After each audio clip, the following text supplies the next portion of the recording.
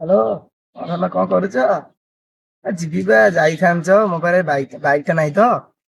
କଣ ହେଲା? ମତେ ମୋ ପାଇଁ କଣ ରଖିଛ? ରହିଛ ହେଇଠି ଥାଅ ମୁଁ ଯିବି।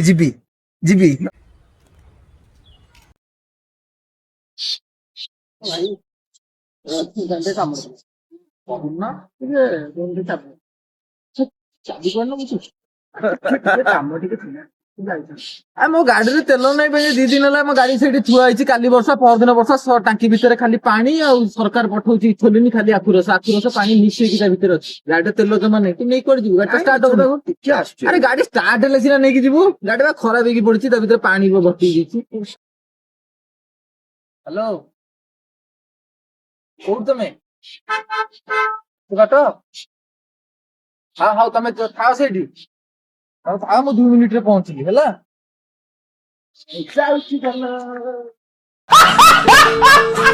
ଆଁ ମୋ ପାଇଁ ତେଲ ନାହିଁ, ତମ ପାଇଁ ତେଲ ଅଛି। ନା ବାବା ମୁଁ ଯାଉଛି।